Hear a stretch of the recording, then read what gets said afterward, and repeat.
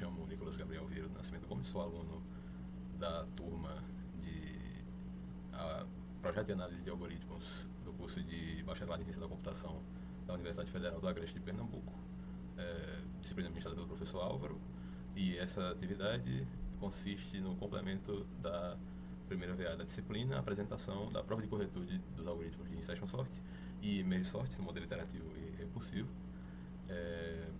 Para isso, a gente vai utilizar a indução matemática e, por definição, a prova de corretude de algoritmos ela tem alguns passos bem definidos, que passam por definir uma invariante de laço para qualquer laço de repetição existente dentro do escopo do algoritmo. Posteriormente, provar que essa invariante é válida para inicialização, manutenção e finalização do algoritmo, de modo a definir matematicamente que ele está correto.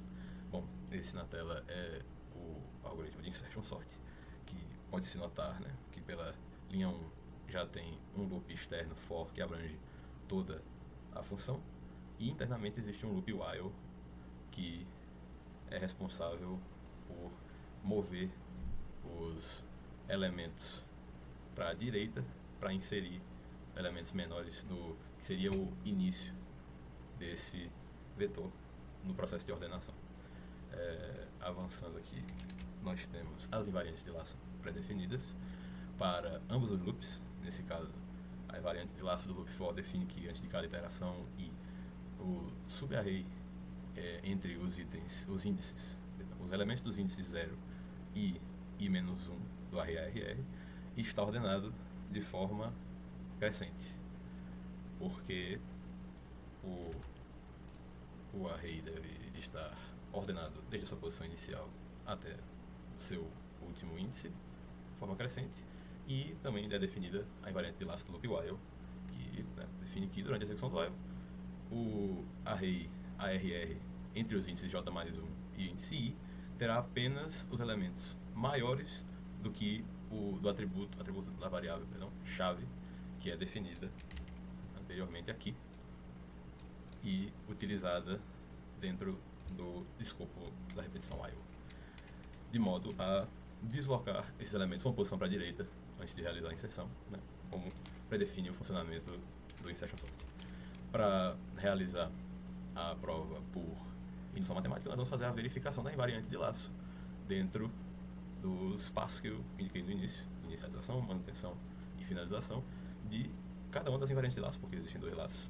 Portanto, a gente vai começar com a verificação da invariante do loop interno, que é o while, que inicializa quando i e j são, quando j é igual a i-1. Portanto, a gente vai começar supondo que o array entre o índice 0 e o índice i-1 está ordenado, pelo que diz a hipótese, e considerar que chave recebe ARR no índice i, considerando que o array chave no índice j é maior do que o ARR no índice j, é maior do que o elemento armazenado na variável chave, nós executamos a inserção do valor presente no índice j do array ARR para o índice j mais 1 do array ARR, considerando que j é igual a i-1, nós podemos considerar que, com essa inserção realizada, temos que o array ARR no índice j mais 1 até o índice i tem apenas elementos maiores do que os elementos que foram armazenados durante a repetição na variável chave. E se você se quiser abrir o que ocorre dentro dessa iteração, é simples, j representa o i-1, que substituindo você vai ter que seria i-1 mais 1, portanto, no índice i ele recebe o que está no índice j, para fazer a comparação. Agora, para manutenção, nós temos primeiro que definir uma hipótese de indução para esse loop, e a hipótese de indução definida é que, supondo que no início da interação do while o array entre o índice j mais 1 e o índice i contém apenas elementos maiores do que o que for armazenado na variável chave. Durante a iteração, vamos fazer uma avaliação, né? Onde, se o valor armazenado no índice J do RARR for maior do que o armazenado no atributo chave, na variável chave, então vamos fazer a iteração definida também na inicialização. O índice J do array vai para o índice J mais 1, porque você está adicionando um elemento ao array, portanto você vai aumentar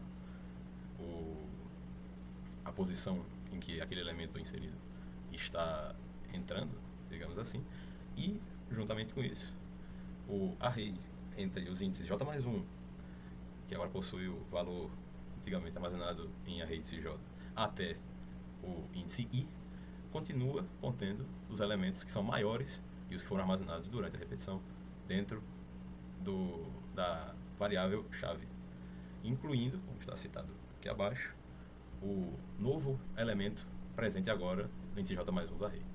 Após isso, o J é decrementado, porque você está lendo o vetor de trás para frente, e a verificação vai passar a continuar. Se estava sendo verificada antes em J mais 1, agora vai ser em J menos 1, seguindo o que é mandado dentro do loop.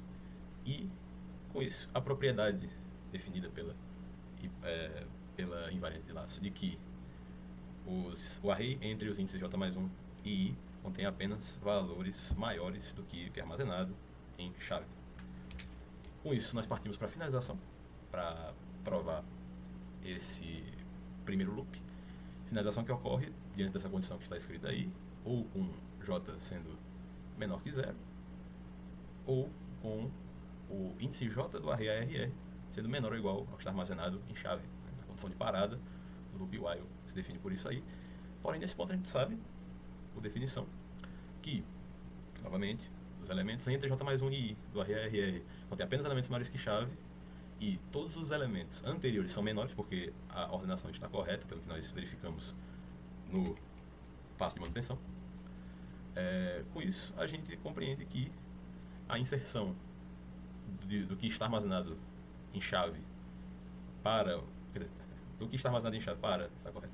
O que está armazenado no índice J mais 1 do array preserva a ordenação e mantém o que é definido na hipótese e na invariante de laço, que o subarray ARR entre o índice 0 e o índice I está ordenado. Dessa forma, o algoritmo, né, o laço do algoritmo representado pelo while é provado como correto, essa operação está perfeita. Agora a gente vai partir para a prova do algoritmo externo, que compreende a maior parte do escopo da função, para definir que está correto esse insertion sort.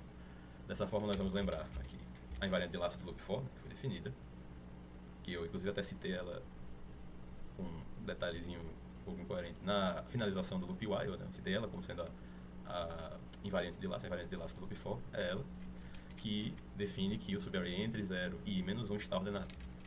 Com isso, nós vamos para a inicialização, que define que o array apenas no índice 0 é um elemento muito importante, ele já está ordenado. Como que eu sei que só tem o índice 0 no array na inicialização?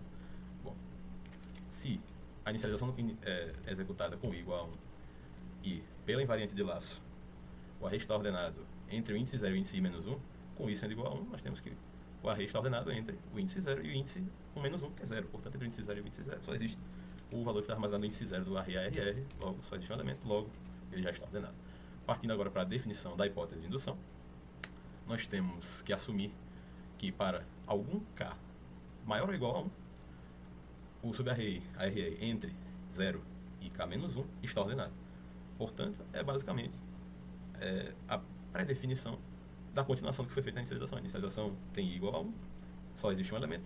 Quando o K tem que ser maior ou igual a 1. Se for igual a 1, ele vai ser um elemento. Se for K equivalente a 2, quer dizer que existe no array, né, entre o índice 0 e o índice 2 menos 1, que é o índice 1, portanto, dois elementos no vetor. A gente tem que definir que, para qualquer quantidade de valores existente no vetor, ele está ordenado. Ou seja, está escrito aqui, né, a invariante de laço externa, a invariante de laço do loop for, é verdadeira para cá, que foi o que a gente definiu. A invariante de laço do loop for é entre 0 e n menos 1, está tudo ordenado. E agora a gente vai provar essa invariante de laço sendo verdadeira também para K mais 1, que é só seguir o que eu acabei de explicar aqui. O passo de indução se baseia em que, durante cada iteração de I igual a K, o algoritmo vai inserir o que está no índice K do array ARR, né, que está em chave, dentro desse subarray, que é o array RR entre o índice 0 e o índice K menos 1, usando o que já foi definido como correto, provado como correto do laço while, quando ele joga os elementos maiores para a direita e insere o elemento. Aqui está definido, né, pelo corretor do laço while com a invariante interna já aprovada. Nós sabemos que a chave será posicionada corretamente e que pode definir que para todo M pertencente ao espaço entre o índice 0 e o índice K menos 1, temos que o índice M do array é menor ou igual ao índice M mais 1, o que significa que se eu tenho no meu índice 0 o valor x, no índice 1 vai existir um valor maior que x. É o que está definido para K menos 1. Quando você itera para K mais 1, né, fazemos aquela mesma coisa. Se aqui é K mais 1, K menos 1 mais 1 vai ser K. Aqui, após a inserção, nós temos que para todo M pertencente ao conjunto entre o índice 0 e o índice K, o índice M do vetor RR é menor ou igual ao que está no índice M menos 1. Confirmando que é invariante de que todo o vetor está ordenado para K mais 1 também. Logo, o passo de indução está comprovado e falta apenas a gente finalizar. A finalização ocorre, né, a quebra do loop for ocorre quando I é igual a N. E definindo, né, de acordo com a invariante, nós temos que o subarray entre O e N menos 1 está ordenado. Se I é igual a N, aqui a gente vai ter entre o array do índice 0, falei, entre 0 e I menos 1. Novamente, voltando para o loop for aqui, I menos 1. Apenas substituir o valor que é igual para completar a finalização, demonstrando que o vetor é retornado, pode-se dizer, como ordenado em ordem crescente. Dessa forma, está provado a corretude do algoritmo de insertion sort e a gente parte para a prova de corretude do merge sort iterativo e recursivo.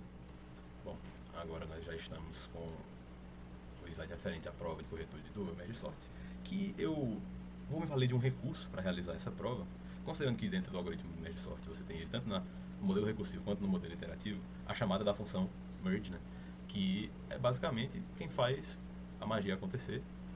E o que vai ser executado de forma iterativa ou recursiva dentro do merge sort para diferenciar o modelo iterativo ou recursivo é a forma como o vetor que é recebido é quebrado em dois subvetores e jogado no formato desses subvetores dentro da própria função. Vão parar na função merge, e dentro da função merge eles são ordenados devidamente e posteriormente mesclados. Portanto, eu vou me valer de um artifício que é provar primeiro a corretude da função merge unicamente e depois me valer da garantia de que ela está provada para realizar a prova de corretude do merge sort iterativo e do merge sort recursivo.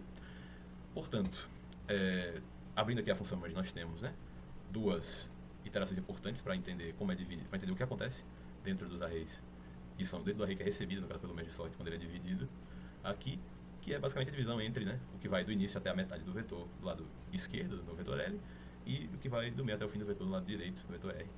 E agora vamos para o que importa para a gente, que são, novamente, os loops que vão fazer a gente definir as invariantes de laço. Tem um loop específico na função merge que acaba trazendo um pouco de complexidade para essa prova de corretude, mas o fato de provar não é algo difícil. Porque você tem 3 loops while, né? Portanto, são 3 invariantes de laço que vão ter que ser definidas, só que 2 são muito parecidas, porque se baseiam apenas em 2 funções iguais. Que uma se foca num vetor, outra se foca no outro vetor. Para ser mais preciso, a nível de merge sort, nós falamos que se foca num subvetor, né? Uma se foca no subvetor L e outra no subvetor R, que são as funções que guardam dentro do vetor ARR, que é o vetor resultante da soma dos dois, os valores que estão armazenados ainda dentro de L após as verificações, porque a gente vai entender, quando estudar precisamente, o que ocorre dentro desse primeiro loop, que é o armazenamento apenas dos valores que são menores. Se ele for menor do que ele vai guardando, ou se vice-versa, porque qual que é o detalhe desse primeiro loop? Você tem um loop, que dentro do loop existe uma variação condicional, né, if else, que vai mudar um pouco a forma como a gente vai definir o nosso passo de manutenção da prova para essa invariante de laço específico, porque quando chegar lá no momento a gente vai ter que definir se isso aqui acontece isso, se isso aqui acontece aquilo. Portanto, vamos primeiro definir as invariantes de laço. São 2 invariantes mais simples e um pouco mais complexas. Nós temos aqui a invariante do primeiro laço, né, o laço mais... Não pode nem se dizer que é o laço mais externo, porque eles não são dependentes um do outro diretamente, mas são executados um após o outro, se não estiver, se as variáveis não estiverem em condição de parar nenhum deles. A gente vai ter que a invariante de laço 1, né, se baseia nesse loop aqui, definido para ficar mais fácil a compreensão. E aqui temos que a cada interação, né, do vetor ARR entre o início e o índice K-1 vai ter os menores elementos de L e R ordenados em ordem crescente, perdão, juntos já. Porque a gente está querendo dizer, né, que pelo laço maior já ocorreu a junção dos valores dos subvetores de forma ordenada. É exatamente isso que a gente quer definir. E agora a gente tem invariante de laço do segundo loop, que é para cada iteração dos elementos do vetor L são maiores que todos os elementos já colocados dentro daquele vetor resultante da soma dos dois, que é justamente por isso que esse loop é executado depois, para garantir que os valores que ainda ficaram armazenados, porque não passaram na condição de análise que ocorre dentro do primeiro loop, ficaram armazenados no vetor L, vão ser agora alocados, né, ou inseridos dentro do vetor RR, que é o vetor resultante que vai ser retornado no merge. E a invariante de laço do terceiro loop é a mesma coisa para o vetor R, né? Os elementos de R são maiores que todos os elementos já copiados em RR. Eu nem defini novamente, só coloquei o nome do vetor para facilitar. Agora, para a prática. Primeiro a gente tem que verificar a primeira invariante, que é a do primeiro loop, efetivamente, que a inicialização dela ocorre, você vê que existem duas iterações predecessoras à execução do loop, que são K recebendo o início e, isso aqui é importante, o vetor ARR entre início e K-1, ele está vazio. Portanto, novamente, o que é definido aqui, o vetor ARR contém os valores em ordem, né, crescente ordenados. Se o vetor está vazio, a gente pode definir que ele está ordenado. Portanto, a inicialização é válida para o primeiro invariante de laço. Na manutenção, a gente vai passar a trabalhar com iterações, supondo que o vetor ARR entre início e K-1 está ordenado. Né? A gente entra naquele if que foi comentado no início. Se índice I do vetor L, do subvetor L, for menor ou igual ao índice J do subvetor R, a avaliação é sempre baseada no menor. Aí significa que L, obviamente, né, que o valor do índice I do vetor L é o menor entre os dois que foram comparados, e é ele que é armazenado no índice K do vetor ARR. Aí o else é a mesma coisa para o vetor R. Né? Se o valor que está armazenado no índice J do vetor R for menor do que o valor que está armazenado no índice I do vetor L, logo o que vai ser armazenado no índice K do vetor RR, vetor resultante, é o que está armazenado no índice J do vetor R. Atenção para isso aqui, né? Aqui foi definido nesse código que eu utilizei que na primeira comparação é que vai ser menor ou igual, para poder armazenar os valores iguais, sem ter problemas. E, enfim, a gente considerando que o vetor já está ordenado, que a comparação ocorre dentro do escopo da repetição para as variáveis, né, I e J sendo atualizadas a cada iteração, qualquer um dos dois casos preserva a ordenação. E aqui está o motivo, né? Primeiro, está sempre adicionando o menor valor entre os disponíveis. Então, você não corre o risco de colocar esse valor na posição errada. E, consequentemente, a ordenação que foi definida no início, no caso, uma ordenação derivada daquilo que foi definido no início, né? Porque a gente supôs que entre início e K-1 estava ordenado. Quando a gente indica algo em K, quer dizer que o K-1 foi incrementado, pode-se dizer, porque seria K mais 1 menos 1 vira K. Logo, esse é o resultado desse cálculo que acabou ficando por baixo dos panos, né?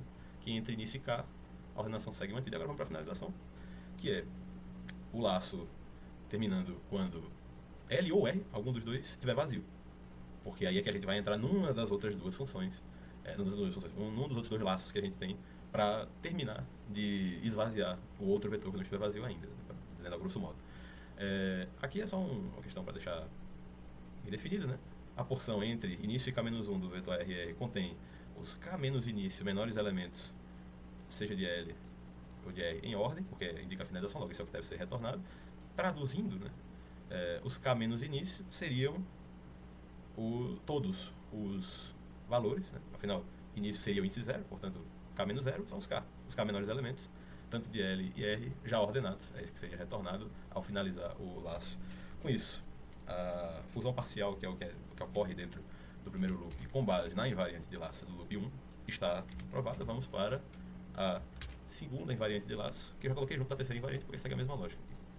Bom, vamos para a verificação da segunda invariante de laço. Eu vou trazer ela de volta aqui, definir melhor novamente, né? Os elementos do vetor L são maiores do que todos os elementos que já foram alocados para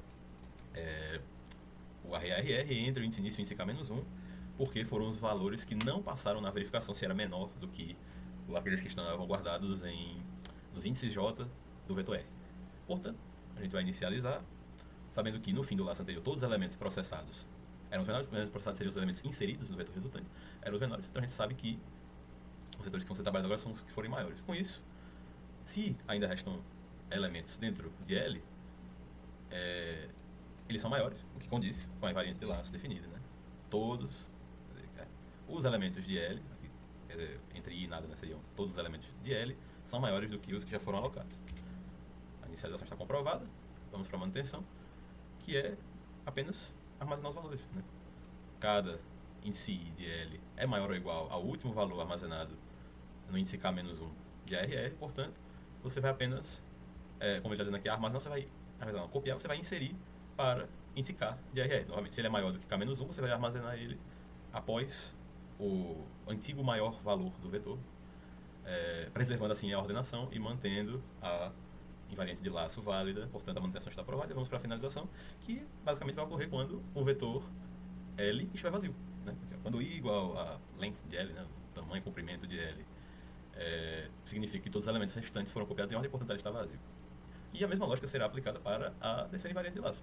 A inicialização é basicamente a mesma coisa que foi feita aqui no vetor L, só que para R, né? Se restarem elementos em R, eles são maiores do que os que já existem em R, confirmando a invariante de laço definida.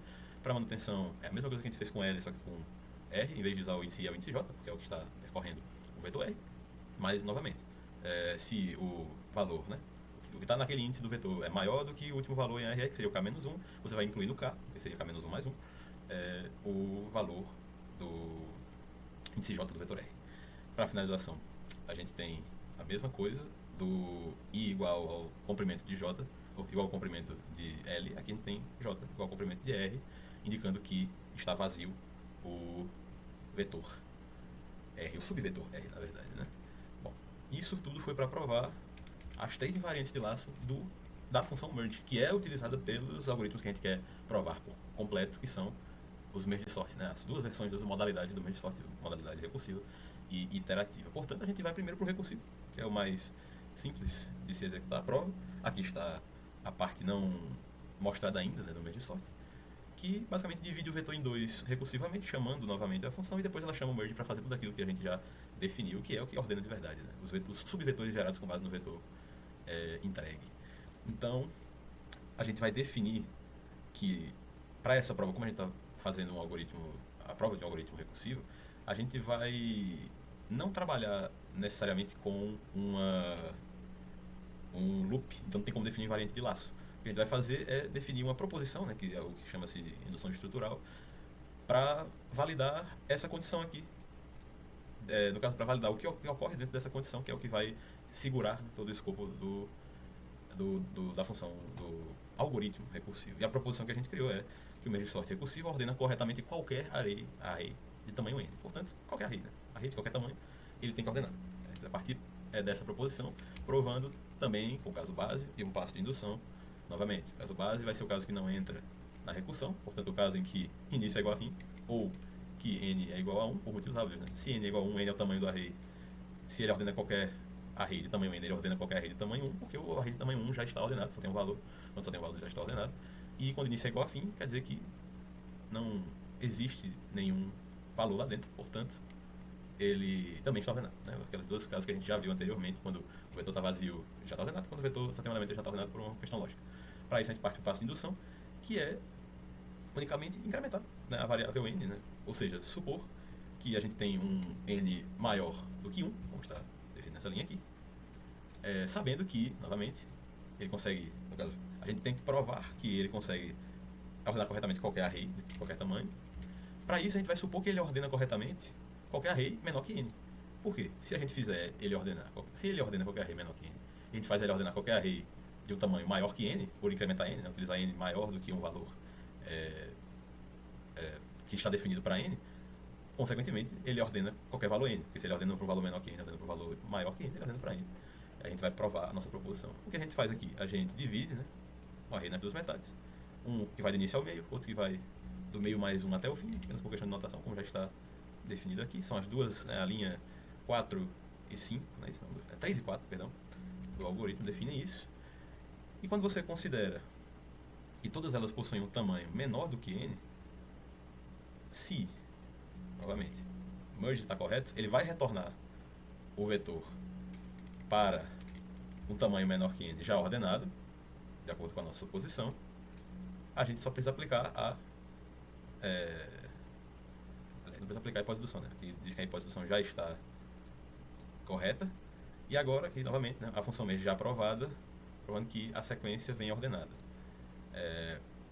Nesse caso, se ela funciona se ela ordena corretamente qualquer array menor que n, ela vai ordenar qualquer array de um tamanho n, porque array menor que n também é um array de qualquer tamanho, que é o que está definido quando você diz que ela ordena um array de tamanho n. Bom, agora a gente pula para o merge sort iterativo, que é um pouquinho mais chato de se provar corretude, porque ele está definido por dois loops, né? Um while externo e um for interno ao while. Com isso, a gente precisa definir duas invariantes de laço. Definindo duas invariantes de laço, a gente prova as duas. Com o merge já comprovado, a gente tem a prova de corretude do merge sort iterativo pronta. Então vamos lá. Definindo as variantes de laço. Primeiro do laço externo, que é o while, a gente tem que é o início de cada iteração com o valor largura definido aqui, né? O largura recebe 1, e aí o while se baseia no valor largura. Ao início de cada iteração que envolve o valor largura, o array já está dividido em blocos consecutivos de tamanho largura, e cada um desses blocos está ordenado. O que significa isso? Para cada iteração, o array que você recebeu na entrada já foi dividido em dois subarrays de mesmo tamanho, né? Porque a divisão é feita por dois, e ambos ordenados. E a invariante de laço do for, um pouco mais chatinha, mas tranquilo, indicando que antes de cada interação com índice início, também definido aqui, né? Já é iniciado dentro do for, os blocos anteriores a início de tamanho 2 larguras já foram fundidos corretamente tornados. O que significa isso? Os arrays resultantes da soma dos dois subarrays de tamanho largura, por isso tem o tamanho 2 largura, novamente, já estavam fundidos e ordenados, né? Significa que ele define como invariante de laço que os arrays são retornados ordenados corretamente.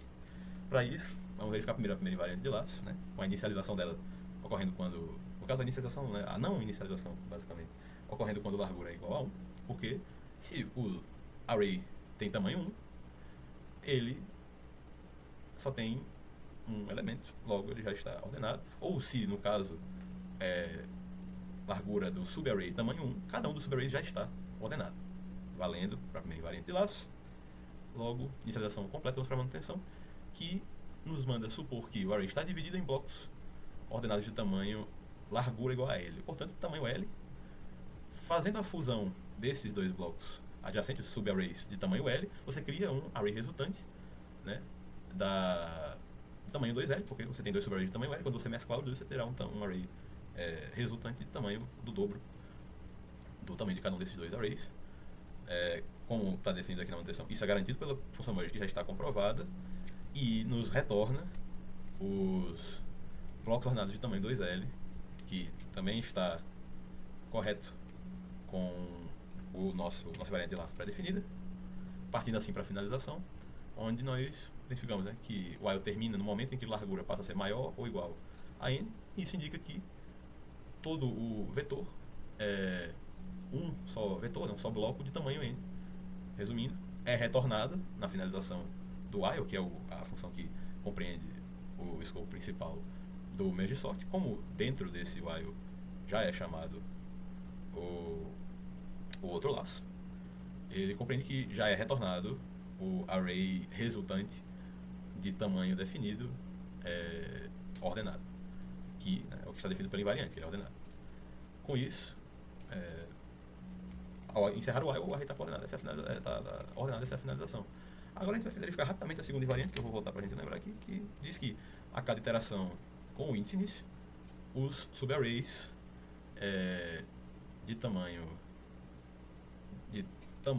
2 vezes largura já foram fundidos corretamente e estão ordenados. No caso, os subarrays já foram, traduzindo, né?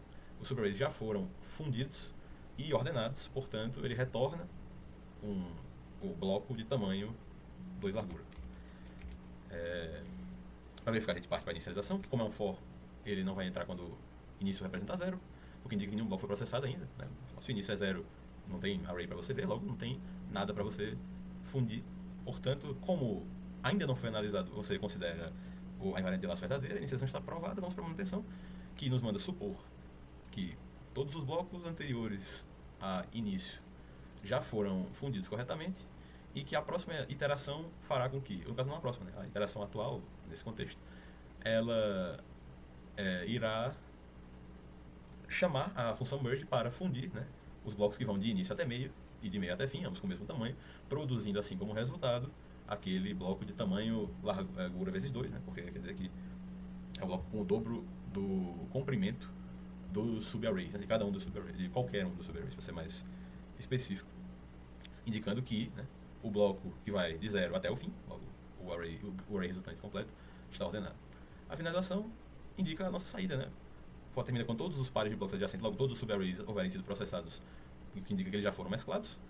Com isso, aqui, todos os arrays iterados já estão fundidos completamente, como eu falei, e no final da iteração do while, o array contém apenas blocos de tamanho 2 vezes largura, portanto, retorna o array resultante com o dobro do tamanho de qualquer um dos subarrays já ordenado. Conclusão, né? Com as duas invariantes mantidas em inicialização, manutenção e finalização, elas estão provadas. Com as duas invariantes provadas e o merge também provado, nós finalizamos a prova do algoritmo de merge sort, tanto iterativo quanto recursivo. Já vimos provado a corretude do algoritmo de insertion sort e meu trabalho está feito por aqui.